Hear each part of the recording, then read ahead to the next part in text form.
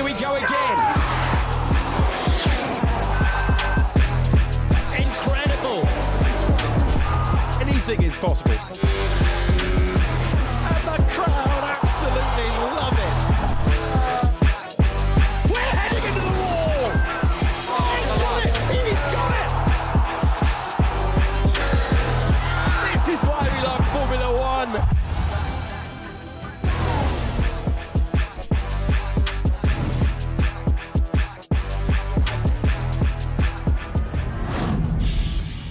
Cat and mouse, a game of chess, tactics galore on the streets of Monte Carlo. We thought it would be, but what a fascinating race we have seen. For Lando Norris, though, all smiles, his 6th career win and his 1st in the Principality. He breaks home hearts, beating Charles Leclerc, and Oscar Piastri comes home P3 for more points for McLaren to extend their lead at the top of the Constructors' standings, while Norris closes the gap to just 3 points to his teammate Oscar Piastri. Let's get into all of it on your post-race show.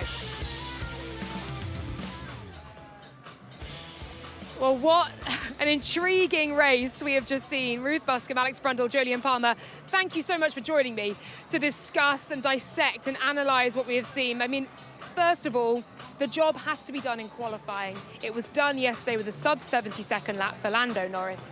Jolyon, and under pressure from Leclerc through the latter stages of that race, he puts in the fastest lap to get over the line first. Yeah, I actually wouldn't ignore what he's done today either. The job, of course, was yesterday. If he's not on pole, he's not winning the race. But he was obviously feeling a lot of pressure off the line. He had a massive, smoky double front lockup, held off Charles. And then the 2-stop race, it did make life a bit harder for everyone on the pit wall and for the drivers as well. There was a bit more that could have probably gone away from him had luck really gone against him, but it was regular. And then he had to absorb that pressure at the end as well. And I know Monaco is difficult as anything to overtake. And people might be watching at home thinking he was never going to pass. But trust me, if you're sitting in the cockpit and you've got a car behind you for the win in Monaco and it's Charles on a home soil, it doesn't feel like he definitely won't pass you. And Lando managed to absorb that pressure, pump in the fastest lap. It was a really consummate display. Alex, is there anything more that Charles Leclerc could have done? I say that very easily standing here and not in that cockpit. I think JP's absolutely right there. All you can do is put pressure on the driver ahead. It didn't flatter the regulation that we had for this race. So we had the 2 McLarens in the positions that we did around Leclerc, because Piastri could always force a stop out of Leclerc by putting himself within undercut range, and then they had control and they could keep then Norris out front. And I don't see any other angles that Charles would have had. And at the end of that race, to make a move, you know, you all dream that he's going to be able to put one down the outside of the Nouvelle chicane. It is just so tough to do, isn't it? But one momentary lockup, one little bit of a moment for Norris, or, you know, we've seen these cars in the wall all weekend long, so it could easily have happened. And Oscar was almost, wasn't he? I mean, that save, he said, and you heard him in the corner room saying, 1 single lapse in concentration, and look where I'm at. Ruth, for a strategist, I bet that was a really interesting hour, couple of hours or so. How did you see it all play out? I loved it. You know, one of the things about Monaco is, you know, that you really have to hand it over to the drivers in qualifying. And it's one of those rare occasions in dry racing round here where kind of a strategic team decision you can make or break. And once again, we saw multiple teams try. Some succeeded, some failed. I absolutely loved that we had Red Bull leading the race up until the very last lap, just in case something could have happened. You know, I love the fact that we had every single team really try with strategic, like, analysis going on. We had, you know, a Faenza team doing the same trick they did in 2018 to go to the points. I loved it. I really did. You know, it is, Saturday here is special, but Sunday for the strategists, it's a special one to do. And well done to all those strategists in McLaren for finally getting the win. 2007 was the last time they won round here, and stunning drive by Lando. Added another win to that tally, the most of any team to win around here. And do you know what? I think of a few drivers owe Liam Lawson a beer for that opening stint he did to back everyone up, give Isaac Hadjar the 2 free stops, and then Esteban Ocon and Fernando Alonso ultimately. Let's take a look back at all of that and the race highlights. And Formula One goes racing on the streets of Monaco. Good launch off the line for second placeman Charles Leclerc, close between Norris and Charles Leclerc. Piastri and Verstappen were very close as well into Sainte-Devote, but the positions have held.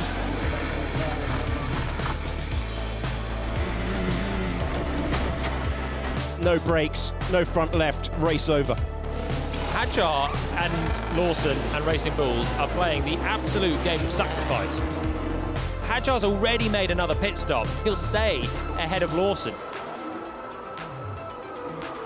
Oh, brush of the barrier for the car in third position. Avoiding collision from Albon. Just slammed on the brakes. So we need to give that position back to Albon. I'll take the penalty. It's not a 10-second for George Russell, it's a drive-through. And every driver dreams of this moment, leading the Monaco Grand Prix. On the last lap, Lando will join the legendary winners of this race. Lando Norris wins the Monaco Grand Prix. There you go. P1 at Monaco, baby. Monaco, baby! Yeah, baby! Woo! We did it. Well done. We won in Monaco. That's a dream. Monaco, baby. Jenson Button was trying to claim that one back from Lando Norris in those post-race interviews in Parc Ferme, but what a joy it must be for Norris to be able to exclaim that around these streets, partly where he calls home as well, so many of the drivers, of course, do. Don't forget to watch all of the extended highlights on YouTube and, of course, F1 TV as well. You can rewatch that full race, you can rewatch the highlights in 30 minutes, and you can catch the cool-down room for more of a trivial reflection on what we've seen this weekend, and of course this man's analysis as well. Let's get into that analysis then, Jodie and Palmer, and that is the first driver to begin backing things up that we saw, Liam Lawson. I mentioned just before we saw those highlights, he was the first one to get that job done, wasn't he? Giving Isaac Hadjar crucially 2 free pit stops. It's basically how we thought the race would go. I thought Williams would definitely do it, and they did. Mercedes as well, because they had the cars line astern. But Racing Bulls went first, and of course it allowed also Esteban Ocon a great result. It allowed Fernando Alonso a great chance until his car failed, and Isaac Hadjar big points. So a great job, a well-executed strategy. They were the first to show their hand, but at that point we know that Williams, Mercedes were both planning exactly the same thing. So you just need to get one driver to go slow. Don't be passed, because that will completely undo the strategy. And Lawson did that. Hadjar gets 2 free pit stops. The beauty of it for Lawson is that then Williams doing that afterwards allowed him to then have the Ocon roll and a nice free pit stop too. Yeah, that was the clever bit, wasn't it, for RB? Recognising that Williams were doing the same thing behind them, and they're just slotting Lawson back into that gap, and so they could take points with both cars. And then, of course, it just ricocheted down the field until eventually Mercedes were forced to go for it right at the end, but to no avail or points. Ruth, did you see that playing out as you expected? Is that what you'd have done on a pit wall for a team like V-Carver Williams? Only because they did that to me in 2018. Yeah, so we had actually the McLarens back in the days when they had slow cars, were effectively the Racing Bulls. They backed everything up, and then we got done twice in our little championship because we lost points to McLaren and we lost points to the Faenza-based team then, because they did exactly that. You know, the gaps here, it's like playing chess. Obviously, when you're on one pit wall, you're totally focused on who you're racing in the championship, who you're racing there, and often it's only 1 or 2 cars, or none if you're at the back, you know, start at the back, and you kind of end up watching television, which is the other side of things. Is spare a thought for the strategists that didn't really have much to do today. It's always more fun when you do have something to do in that race, and yeah, well done to them. You know, absolutely execute. They looked like they had the bit between their teeth today, and they looked like they were out for points, and really great teamwork by every single member of the team. Pit stops, strategy, driving, you know, I think well done. Yeah, every bit had to come together, didn't it? You know, even if you are backing things up, the pit stops got to be bang on. All the margins are still thin. Let's hear, though, from Isaac Hadjar. First, he got points in Suzuka. Now, points in Monaco. Isaac, congratulations. What a drive, what a team effort as well. Just talk me through how delighted you are with how that unfolded. Yeah, it was perfect weekend for me. It was honestly, yesterday I had a lot of fun, a lot more fun than today. But still, you know, the race was perfectly executed. Liam helped me massively. It was a great teamwork, and also he helped me, but he also got points. So I'm really happy, for him. How important is it for your confidence, the way you've talked about the way that you've driven this weekend? Even though I think you had a few kisses with the barriers, you responded really well. How good is that for your confidence, the way you're just delivering at the minute? Yeah, it's honestly, I'm really proud because that was after Friday, confidence was quite low. FP3 was really tough. Didn't have much confidence in the car, and still somehow we managed to turn it around really quickly, and that was a great team effort. So yeah, I'm really proud of my guys. Awesome, congratulations, Thank you. Isaac. Thank you. Well, the first double points for the Faenza team here since 2019. Double points for Williams as well. Haas securing their points. I mean, Isaac Kadjar there, just saying that was a perfect weekend for me. And what a feeling to have as a rookie who started in the wall on the formation lap in Australia, Alex, and now comes out swinging in Monaco. Yeah, brilliant qualifying lap, firstly, yesterday. Must be very satisfying, mustn't it? When you've played all of your pieces and you've sat there in the morning and gone, right, guys, we're going to try and do this. And then it plays out. You see it play out as Isaac Kadjar. You make the pit stop and obviously come back out in front of your teammate and take the points home. But, you know, they've looked strong. They looked strong last weekend. They looked strong again this weekend. So, yeah, the car looks very drivable for both of the youngsters. I suppose the one blip, if you call it that, is that Lewis Hamilton managed to jump the lot of them from P7 up to P5, and you heard the frustration in Fernando Alonso's radio at that point because he was told to push. I can't push now, knowing that Lewis had stayed out that bit longer, Jolien. How did you see that one? I don't know if there was much different they could do to get the free pit stops and not give Lewis the free air. And the Ferrari is just a much quicker car, and I think he was always going to do that. Chose the hard tyre to start on, was going to go long.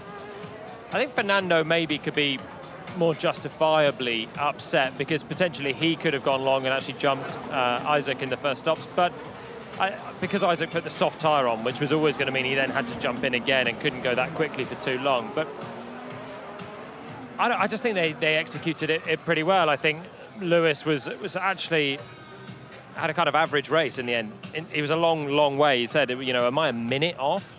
Because at one point he was 2 seconds away from the top guys. So actually his pace was fairly abject. Maybe he realised there was no point in hustling the car and staying close. But he was still, even though he was off the front guys, too quick for the Racing Bulls. Ferrari could really have used him up front today to give them somewhere else to go when McLaren were busy pushing Leclerc around in terms of strategy at the front of the field. But A, he didn't have the starting position, and B, I mean, it's so hard to judge the pace when everything's so managed. But even in at the times where those front four were pushing, it looked like Hamilton couldn't really go with them. So Ferrari actually could have used him at the end of the race. And it's a strange one, the one where Max, I'm sure we were going to get to this one, I'm going to jump in. Max at the end was backing up Lando. So in a way that was helping Charles to put pressure on Lando. And we saw as soon as he pitted, Lando was really quick. So that was good. But if there was a red flag at that point, Max is going to be ahead.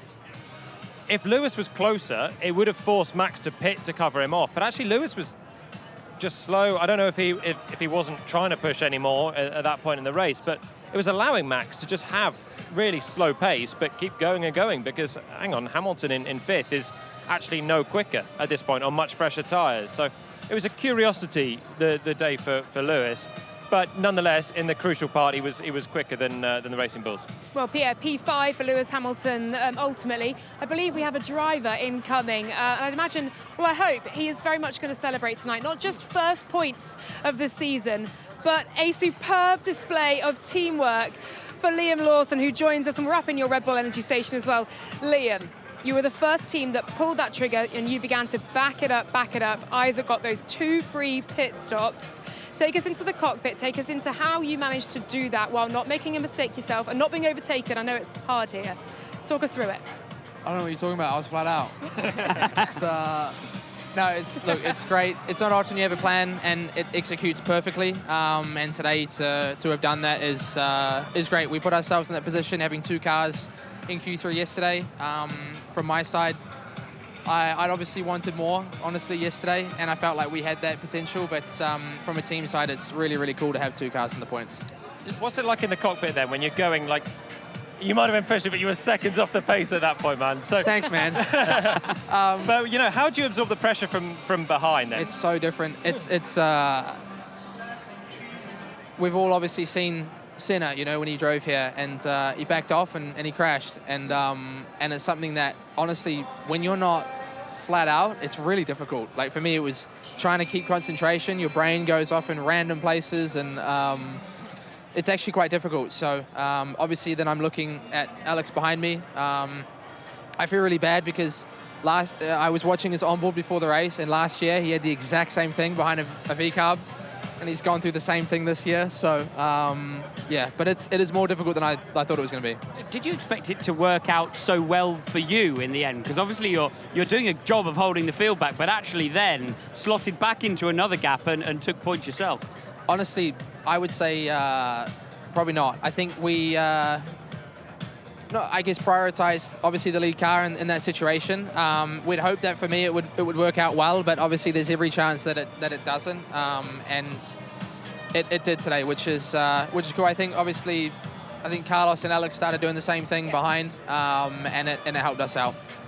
Liam, first, well done. Excellent driving all weekend. So I spoke to Fernando, who was doing the backing up trick last year, and he said exactly the same thing, just how difficult it is. As a driver, how difficult is it for you to switch your focus from the backing up strategy to the go, go, go strategy that you had to execute at the end of the race to bring? Well, honestly, I started to push, and I didn't really have, I think I'd cooled down so much that I had less grip, tires weren't in a good place, and it took a little bit to come back on. So we had quite a strong third stint maybe, or second or third stint when I had clean air, and I felt really, really good. But again, when you start to just lift off even 1%, it makes such a big difference to lap time, and also to just little mistakes. You start making little mistakes and stuff that you wouldn't normally feel. It's a strange thing, isn't it, going slow? So at what point in the weekend, we know there's been a mandated 2-stop, at what point did you know if you were the second one on the grid, you'd be playing this sort of role? Was this pre-weekend? Was it post-qualifying this morning? It was post-qualifying. It's something that if we're out of the points, it makes less sense, honestly. If one car, obviously if one car is very high up in the points, then it does, but it was something that we couldn't really have predicted, and it's something that just made sense after qualifying. And I think from my side, probably took a little bit away from yesterday's quality as well, because I knew honestly when we finished that this was probably the likely situation. And we'd had really good speed through practice, so but as I said, for the team it's great, you know, to have 2 cars. It's really important at this point of the season. Well, Liam, also for you, it's fantastic to see you score your first points as well. And, you know, we all know it's been a very difficult start to this Formula One season for you. Coming here to Monaco to score those points, but to get the lap done in quali and still feel there was something on the table as well. How much more confidence are you feeling in yourself as a driver, but equally comfort, balance in that car as well? I think, honestly, I felt really comfortable through all of the races since, honestly, getting in the car in Japan. I felt comfortable. It's a lot of things need to go right in Formula One and a race weekend to have a good result, and for us it hasn't really been that way recently, so it's nice to have it this weekend, and obviously hopefully we can build on this moving forward. Great stuff. Thank you so much for joining us. Guys. Really appreciate it. Well done to Liam Lawson, and I wonder if Esteban Ocon is going to get him a beer as well, because maybe Fernando Alonso too. He gave him half a shot, didn't he? Running in the points before that DNF. So Esteban Ocon was also just ahead of him. Liam Lawson, then Albon, then Sainz complete that top 10. Let's hear from both Williams drivers. Hey Alex, well, great teamwork out there today. Firstly, was that always the plan, and how did you feel about having to do that? Yes. No, I didn't like it. I don't think Carlos liked it. It's not really how we want to go racing. I don't like going racing like that. I think in the end it's a tactical game, and we had to make it work. The RB started it, and we knew if they started it, we've got to match it, and it just makes this messy race. So could have brought a pillow in the car and a coffee and just chilled out for a little bit. But in a weird way, it's even actually quite hard to keep your focus when you're driving around that slowly. Yeah, it's not pretty, but I'm glad we got points for the team. Another double point score, like you said, but does it show how far this team has come that actually 9th and 10th isn't so good, given the run of form you've been on? In all seriousness, no? The progress you made. You're correct in that. I think realistically we lost the race on Saturday, and we just missed out on tyres. You pay the price here, as you saw today. You start where you finish, and that was it. So frustrating not to come away with more points, but at the same time, just chipping away at it. I think this weekend's been a bit disappointing. It feels like we didn't maximise what we could have achieved this weekend, and instead got a few angry drivers behind me. Good stuff. Thanks very much, Alex. Cheers. See you next one. Carlos, well, you had to play the ultimate team game today. Just how satisfied are you? The best, I guess, that you could have done out there. Obviously, I'm in the F1 microphone, so I need to speak well about F1. But today, I think it was a very frustrating day for everyone, because ultimately we were in the back foot, given the V-carb of Lawson decided to manipulate the pace to let Isaac get his 2 stops done. That's driving 40 seconds off the pace ultimately. Then we were in a situation where if we didn't do it ourselves, we would finish P19 and P20, because we were last on the road with 2 stops to do. So we manipulated ourselves and we finished P9 and P10. So ultimately we played well the team game. We benefited and we played that card.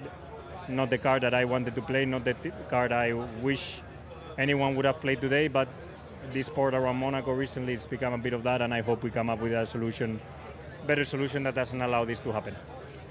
I know it's a case of double points again for the team. Does it feel a little bit like damage limitation, and also a measure of how far the team have come actually, that 9th and 10th actually is as strong as you could get? It's a good sign that the team 9th and 10th, we will be coming out of the weekend frustrated.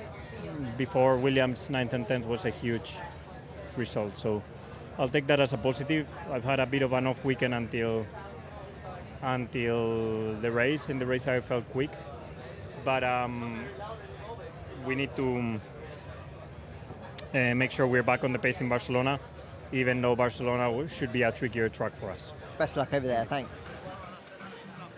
All right, for those drivers, of course, who get the job done and back up the traffic and score points for the first time, like we've just seen Liam Lawson, of course they're going to stand here and be very happy with themselves. We're not going to get George Russell on this show, but he said he prefers not to speak even in the car. There are obviously some drivers who are not happy with how today has panned out. I'm sure it's left a sour taste in some teams' mouths, and I'm sure some fans out there may not like the manner in which this has been raced, Jolien. It is Monaco, the mandatory 2-stop happened. How do you see in the future, perhaps we or the race director or the FIA could change the way we do these 2 stops? Are there any options available? I mean, they'll look at things and see if there's a better solution. I love the Monaco Grand Prix, firstly. It's been an amazing weekend. It's such a challenge. You can hear from Lando what it means to win. You can see from Charles how much he wanted to win. It's still one of the iconic circuits on the calendar. So I think it absolutely is a great spectacle over the weekend. But obviously overtaking is difficult. Speaking to DC, he mentioned in commentary how he spent 50 laps behind an Arrows, which was the slowest car, back in 2001. It's not a new problem. The Monaco Grand Prix is celebrating 75 years with the whole of F1 this year. But Monaco has always been a challenge to overtake, so it's not a new problem. I think the 2 stops exaggerated it. But, you know, these things could happen on a 1 stop. It only needed 1 pit stop for someone to back off, as you mentioned, Ruth, with some of your races in previous years. And I also think, listening to Carlos there, you can't pin the blame on the Racing Bulls, because if Williams haven't woken up and thought that what they did was the right strategy, then they're head in the clouds, you know? They did the right thing according to the rules to execute the points, and that's what we know everyone's pushing for. Is it the best thing we want to see for racing? No. We want to see drivers pushing hard. We want to see on-track overtakes, ideally, but with the cars we have on this circuit, it's basically not possible. Yeah, when you can't get by other cars, you are always going to have manipulation of the pace, whether it's to go slower, whether it's to manage the pack, because as soon as you have control over the competition, you're going to exercise that control, of course. And if you have control using the teammate, you're going to try and exercise that control. I completely agree. You cannot blame the players. You have to blame the game. The problem that Monaco has, and by the way, I think that Monte Carlo Grand Prix was better than last year's. Okay, but last year's was the worst there's ever been in the history of Monte Carlo Grand Prix, so it's a low benchmark. Look, progress is good. Progress is good. Yeah, the only way that they're going to change this race, if you want to see if you want to take away that aspect of the Monte Carlo Grand Prix, and I agree with you, it's an amazing event, it's an iconic event, and we have to have races of all different types and angles across the season to work out and find the strengths and weaknesses of these great racing teams. But if you want to take that factor out of the race, you have to generate a way to gain track position somehow. Whether you change the track to deliver an overtaking place somewhere in this principality by connecting a couple of roads together, or you offer some other solution for cars to get through. You like the Joker lap that George just imposed on himself there? He gave me an idea, to be honest. You know, obviously it's not the racing that we want to see today, and they were extremely clear that that's not what they wanted to see in race control. But an opportunity to snatch track position from a car that's really holding you up in the middle of the Monte Carlo Grand Prix, would it make the race better? So you're saying you want a Joker lap in Monaco? Is that what you're asking for? I'm just asking questions. Brundle's minor gripe. I don't know if I'd keep the two-stop necessarily, because I think it made it the whole thing became a lot more obvious when you've got to drop not 20 seconds but 40 seconds. So that meant George spent half the race behind Sainz and then half the race behind Albon, and it just means that you know drivers spend double the amount of time going slowly. So I don't know if the two-stop. There was a bit more jeopardy at the front. Everyone will have an opinion and crunch it. This is just straight off the commentary box. Sure. But maybe a Joker lap or something just to create a chance for someone to move from behind a car to ahead of a car that is seconds off the pace. Twice a race, you get a break past the car that's really holding you up. Might be an idea. Ruth's laughing. Ruth hates loves it. it. I just feel like Carlos. I feel like I can't even get into this train of thought. Do you know what? I'm going to disagree. I think what makes Monaco special is exactly that. We wouldn't have the same feeling here on a Saturday if the overtaking was any easier than it is on track. You know, Carlos, it's great that he comes out of the car, and even driving off the pace, that adrenaline, like that emotion coming through. He was the king of pace manipulation in the Singapore Grand Prix with the DRS game, in terms of giving DRS when he was in a Ferrari as a defense mechanism. You know, he's a smart cookie. He's just emotional. I think what makes this race so great is the fact that it's got to be a smart play, a driver error, an extraordinary overtake, that it makes a position. It's like a goal here. Similarly, we go to somewhere like Spa or Monza, where you could easily say qualifying doesn't matter. I remember running a simulation in my Sauber when we started P11, and we were insensitive to grid position because it didn't matter where we qualified. We were just going to get overtaken, and that's the other extreme. And that doesn't take away from the racing or the qualifying there. I love that we get a whole wide range of them, and we really get to see the team tactics. And, you know, the racing balls, calling them towers because that's what they were when they did that in 2019. How amazing was that? So well executed. That is the entire race team working really well. Not great to watch, though. Was it? I loved it. Maybe the strategists love to see a two-stop into thin air, but... Should we send a laptop to the home of all fans with full strategy simulation software on it? But I know what you mean. Having a one-off race, which this is clearly, I mean, you mentioned Singapore, but Singapore is easier to overtake than this one, and Carlos had to play DRS games because the Mercedes would have gobbled them both up. Having a one-off race, it still has its quirks on the calendar, and it's given Ferrari a chance to win a Grand Prix because they have a car that works here, unlike the other, let's say, 23 racetracks that are similar, but they're much more similar than this one as a complete outlier. So there's a lot to like about the Monaco Grand Prix. The weekend is, honestly, it's amazing the whole way through. The race on Sunday, you know what you're getting in for, right? It's not an easy place to overtake. Qualifying is so crucial. That's why I'm sure that's why Charles was grumpy speaking to me. I don't think it was anything on me yesterday. I think he knew that it was difficult to make it work. You're not sure. You spent too much time with me. But I think that's what Charles was saying. No, I'm sure of it, Jolyon, don't worry. Yeah, look, and also, with the mandated two stops, we did still see at least the front runners having to push as well. There's one positive to take from it, but I appreciate that you know, for those watching at home, some may not have liked what we have seen, but that is what we did see at the Monaco Grand Prix. Okay, we are about to hear, though, from Toto Wolff, who may have an altogether different opinion. Here he is. Frustration there. Would that have been a point if George had taken the penalty? You know, at the end, you're playing points. That's not satisfying in itself. A Monaco race, you're winning or losing on Saturday. This is why it is relevant from the sporting point of view, and that is where we haven't done well enough yesterday. Obviously, it was a bad qualifying. Is there anything else you could have done today?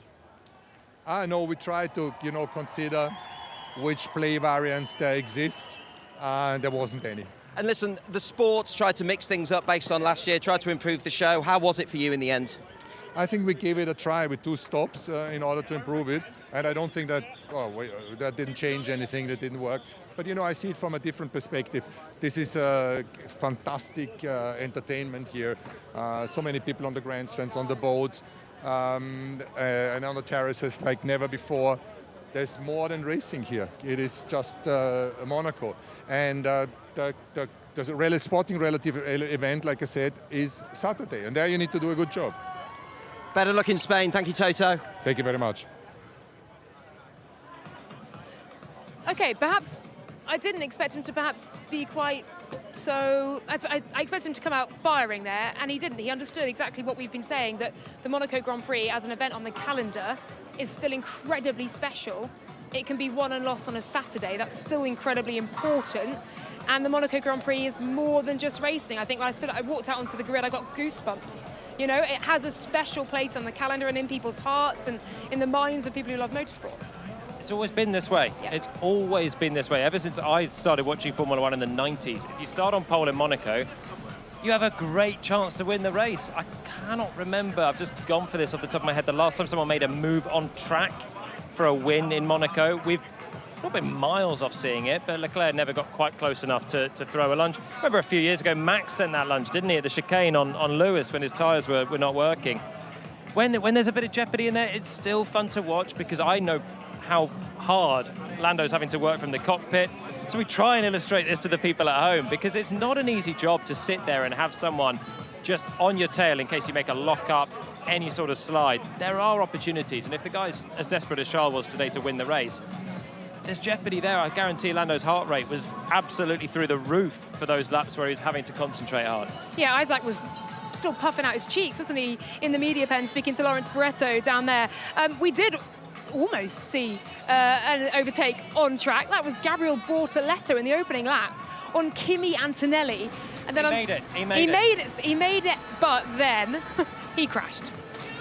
Posted it around the outside, and that was a lovely move actually in the hairpin. Antonelli takes away the line on the inside and then unfortunately found his way into the outside barrier in Portier. I mean, I actually think it was a decent lunge from Antonelli. He was alongside at the apex. You know, Bortoletto's not seen him coming until he's committed to the braking point there and finds himself in the outside wall. You should know he's there. I think Bortoleto should know Antonelli's there. You see it flash in your mirrors, you know you've just overtaken the guy. I think Bortoleto there is hoping he's going to have space, but the other thing is we talk about lack of overtaking in Monaco. It kind of frustrates me when someone is so desperate to keep their position that they'll either cut the chicane to stay ahead, we didn't see any of that today, but we have done, or just holding on to the outside and saying, he forced me off. No, what he did was get cleanly up the inside to the apex. He got there. It's hard to do that in Monaco. Sometimes you've got to say, hey, well done, you've done me. By the way, it was a brilliant move from Bortoleto at the corner before, but he was done at the next one, I think. And Antonelli had done exactly that, hadn't he? He'd seen Bortoleto go round the outside and cranked the steering lock on and gone, fair enough, mate. You're going to take the apex for the lower Mirabeau. Nothing I can do about that. And then, unfortunately, it didn't work the other way around. We saw quite a frightening moment, actually, as well, a few laps into the race as well. Pierre Gasly's brakes failing. Here it is. He comes flying out of the tunnel. Oh, my goodness, right into the back of Yuki Tsunoda and hurtling down here with no control to stop that car. That's outstanding, by the way, from Colapinto there to manage that. You are of things you're expecting in a race car. Your teammate turning up next to you in a traction zone is definitely not one of them. Yeah, you're not ready for that one on the exit there. The guy that's 3 cars back. Oh, there he is. Oh no, he's got 3 wheels. I don't know if the brakes have failed for Gasly there coming in, though. I would say that. I think he's caught himself out looking at it. I think if the brakes have failed, he's smashing the back of Tsunoda way harder than that. I think he's decelerating, but he's in the dirty air. He's sort of lost it coming back. He's in two minds whether he's going to be the hero and make an overtake. And it feels like, or it looks like, he's kind of just caught himself out, had a bit of a snap, can't slow it when he's so close in the dirty air, and he's actually just made a mistake there. Yeah, he said no brakes on the radio, but I guess that's the immediate reaction. No, certainly We'll have not. a look and see later. Jolyon Palmer's analysis. Catch it on F1 TV this week. Let's hear, though, from Charles Leclerc. Hey Charles, it is pretty cool to watch a car trying to fight and give it everything, and it felt like you did that today, and I know you didn't get the win out of it at the end, but can you take some positives to the fact you got a podium out there in front of your home fans? Yeah, I'm happy anyway. I think I cannot be infinitely disappointed with yesterday. Yesterday was a big disappointment, and I think eventually we lose the race of today by missing pole yesterday. But it's the way it is. Honestly, for the car we have and for the situation we are in at the moment, I'm very satisfied with our overall result. We never expected to fight the McLarens this weekend. And here we are, and we were very close of winning that race. So I'm proud of what we've achieved. I'm happy that we come back home with quite a few more points. And yeah, disappointed to not be on the top step, but Lando did a great job, and congrats to him. What can you make of the way that you and Ferrari have handled this weekend? Is it confusion because you're not quite sure why you were so strong, or is it hope that actually maybe things might get a bit better? I don't think it's confusion anymore. I think the fact that we are so strong here, there's a big ride content here. The fact that it's very, very bumpy, you go on a lot of curbs, and I think our car excels on that. I kind of knew it excelled on that, but considering how poor we were in the slow speed in Miami, I thought that there was no way out of a poor performance here in Monaco. I was surprised that we could extract so much performance out of the car on bumps, on curbs. The way we took those curbs made a difference this weekend. So we don't have the performance that McLaren has in their car, but I think in ride we have a bit of an advantage, and this weekend maybe it helped us to be a little bit closer, but not enough. Well, congrats all the same, and I'll see you at the next one. Thanks. Sorry? Thank you. Congrats. Oh, thank all you. the same. Oh, well, a tough one then for Charles Leclerc to take. He's backed up, though, by Lewis Hamilton with a P5. It's a decent result overall for Ferrari after what's been some turbulent weeks for them, very disappointing weeks for them. I guess, where do Ferrari go from here, guys? Because they've said, Ruth, there, that the car really suits this track. We now head to Spain, which is a track we used to test at so much and has a great combination of high-low, medium-speed corners. I think Charles nailed it there. I think it was the ride, you know, that compliance. They were able to take the curbs. You know, the car was really rather rubbish in the low-speed corners compared to the McLaren. And we're talking, you know, it's tiny percentages. Looking forward to Barcelona, it's got to be upgrade season. You know, right now that car, we're talking about, you know, I said it's rubbish. It's actually only 0.1% off of the fastest car in the world, but that's enough to make the difference. And I think that's what Ferrari have got to make their focus on. Are they bringing in upgrades to close the gap this season, or are they going to switch their focus to 2026? And I think that's got to be the decision that they're going to make sooner rather than later. I think by coming to this quirky outlier of a racetrack, though, there have been learnings, are what I read between the lines there for Ferrari. They've found out about the ride height range of their car by putting it out around a bumpy set of Monaco streets. Maybe they can use those learnings to understand how to set the car up a little bit better moving through the rest of the season. There are going to be circuits, though, just like Barcelona, where they're just not going to be competitive. I mean, it's flexi-wing in Spain. That'll be the big talking point next week as that directive comes in. We'll see how it may impact Ferrari or not, or kind of neutralise things. OK, let's hear, though, from Zach Brown, who has won here at Monaco. He's with Christian Hugel. Zach, how much does that one mean? I need a shower. That was as awesome as it gets. The Lando and Oscar drove great. Charles and Max were great. Strategy was pretty stressful there because you couldn't kind of make any mistakes, and we didn't. And here we are with a pretty cool trophy. It's a very cool trophy. Lando's had some pressure on him going into this weekend. All weekend he's looked super cool behind the car. He's looked in control of the car. How impressed are you with him this weekend? He was awesome. As I said to him coming up on the grid, he has no idea how stressful that was for me. And for you. For me. And you know, Charles was quick. There was a few corners there where I thought he might try and lunge him, but Charles drove perfectly, didn't put a wheel wrong, and yeah, that was pretty awesome. And listen, not been Oscar's best weekend, but is the fact he's on the podium in Monaco, and we're saying it's not his best weekend, just a sign of how much he's improved this year? He's had a great weekend. You know, he was right there. You had your top 3 cars that were all covered by a second, so ultimately track position has ended up what was the race outcome, so he had a really strong weekend. With the greatest of respect, you do need that shower. You smell of champagne. Go and enjoy it. Thank you. Zach Brown enjoying the podium then alongside Lando Norris, who has won the Monaco Grand Prix for the very first time in his career. Let's hear from him. Well, Lando, you won Monaco, baby. You must be delighted. I am, yeah. It was yeah, stressful race. It's a lot of laps for things to go wrong, but you know, an incredible race. We won Monaco, which has been a dream of mine since I was a kid. It's one race that everyone wants to win. Of course, when you pole yesterday, it's like job one done, but it feels like more pressure coming into today. So to finally get it done, you know, and to be able to relax and enjoy it, because I think, you know, maybe only the last lap I could smile a little bit and enjoy. The rest of it, I'm like, you know, checking my mirrors and making sure I'm defending in the right places and pushing and saving when I need to. There's still a lot of things you need to get right on a day like today, but we did. So I have to say a big thanks to the team. But of course, you know, a win in Monaco is incredible. And beyond the fact it's Monaco and it's a difficult race to win anyway, the way you've handled this weekend, the way you performed in quali and race, you've had a tough time up until this race. So from a personal perspective, I know it's only one race, but can you take a lot from that? For sure. I mean, yesterday was a big day for me. You know, probably almost bigger than it was today. So, of course, you know, I also need consistency in order to back things up.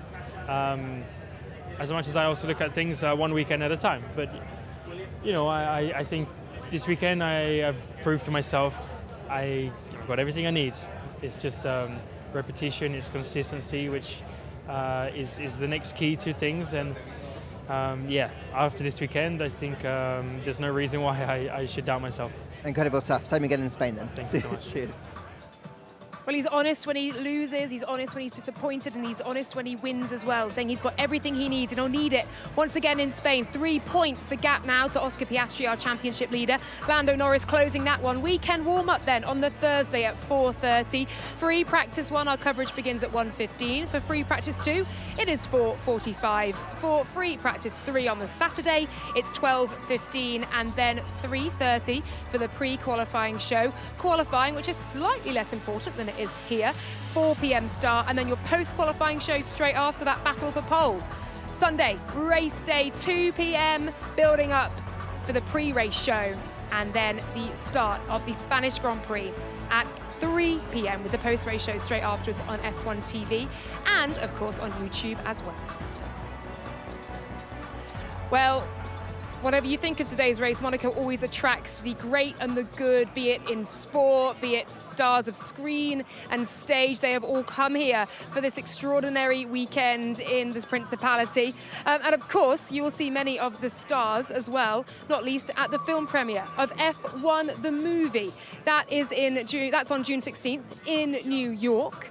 The film will be out for all of you guys to see on June 27th. I've not seen Brad Pitt here, but I'm sure he's watching from afar. Let's take a look, though, at him in action in F1 the movie. Here's a trailer.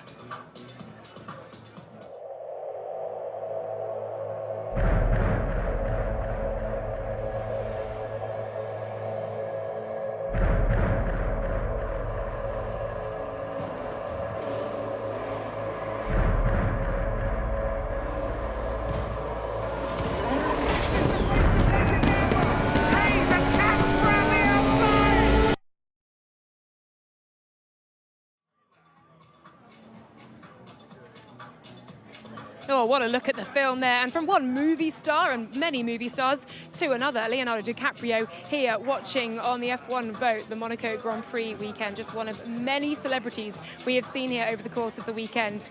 Okay, final thoughts then, looking back at the Monaco Grand Prix and looking ahead to Spain. Ruth. Well done, Lando. This championship isn't over. Thanks for that. I can't wait for Spain to see what the cars are going to do with the new regs coming in and the upgrades. And I don't think either of these championships are sewn up quite yet. Yeah, it's an engineering seat change in Spain, and it's going to be really interesting to see how that shakes up the order. Flexi wings are out, or at least mitigated, and that's going to be a big change, I believe, in terms of how the cars are handling at least, and we'll see how it affects their performance on track. I just wonder if this is a momentum shift in the championship. Oscar's been on such a run of being ahead of Lando, but here Lando's been quicker, he's been stronger, he's kept it out of the barriers more, and he's nailed qualifying. That's been his Achilles heel. As he said, can he make it consistently now? But I feel like the confidence he'll take from this will fly into next weekend. He's always good in Barcelona as well. Yeah, great stuff. You'll both be in Spain, won't you? I won't be. Jolien will be in the commentary box, but I'll be taking a race off. You'll have Ariana Bravo at the helm, steering you through the next race weekend and the final one in this triple header. But what a Monaco Grand Prix we have seen. I think fascinating is the word to describe it. So much going on behind the scenes and in the cockpits of these cars. Thank you all so much for joining us over the course of the weekend. Thanks to Christian Hugill for asking the questions, Lawrence Barretto in the media pen, and to you, Ruth, for all your strategy insight, Alex Brundle, Jolien Palmer, for all of your insights as well, for the driving skill that we have on show here in Monaco. Thanks to Alex Jakes for his call, and we will see you all again in Spain. Next time in Formula One. Welcome to Barcelona. Who's bravest on the brakes? Oh my word! Brilliant racing. That is Formula One.